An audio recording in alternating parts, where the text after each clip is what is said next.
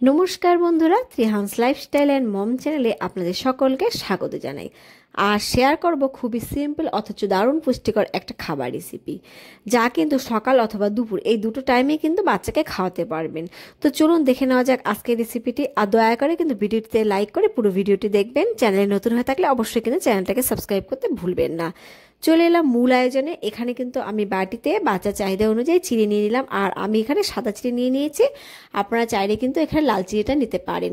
আর সাদা চিড়ের তুলনায় কিন্তু লাল চিড়ের পুষ্টিটা ভালো, মানে পুষ্টিগুণটা বেশি। তো এখানে আমি জল দিয়ে নিলাম, জল দিয়ে ভালো করে কিন্তু চিড়েগুলোকে ধুয়ে নেব।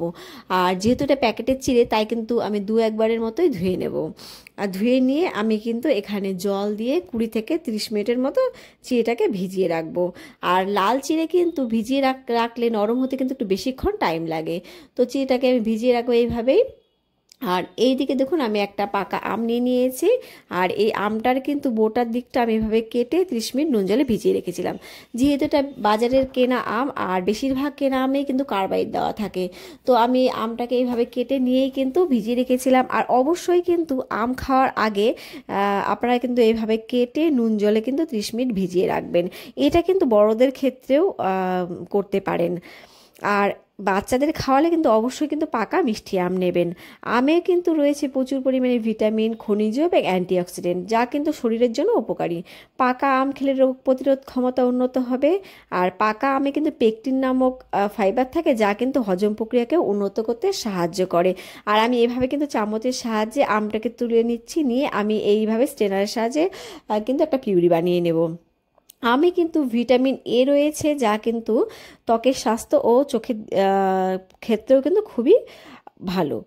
আমে রয়েছে পটাশিয়াম, যা কিন্তু হৃদরোগের ঝুঁকি কমাতেও সাহায্য করে।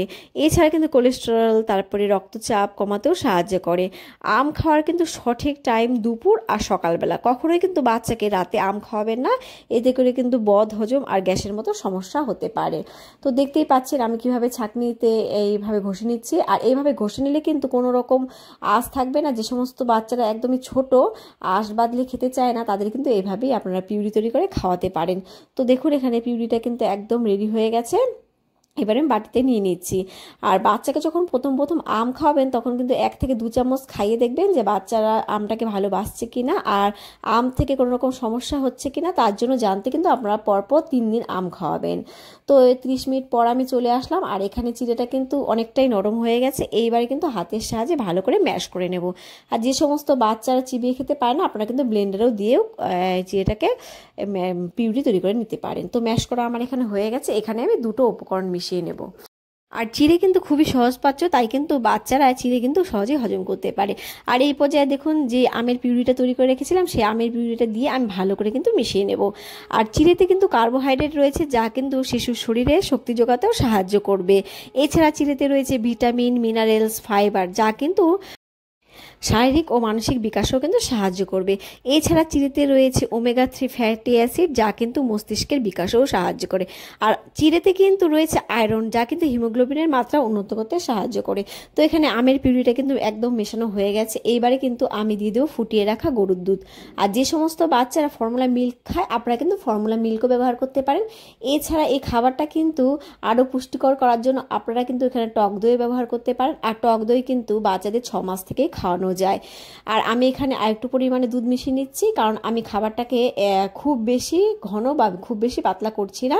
আর চিড়ে কিন্তু দেখতেই পেলেন কত কম সময়ে রান্না ছাড়াই একটা পুষ্টিকর খাবার তৈরি হয়ে গেল।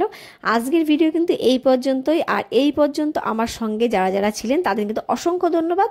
দেখা হবে নতুন ভিডিওতে বাচ্চাদের জন্য নতুন নতুন মজাদার রেসিপি নিয়ে। ভালো থাকবেন, আর বাচ্চাদের কিন্তু অবশ্যই ভালো রাখবেন।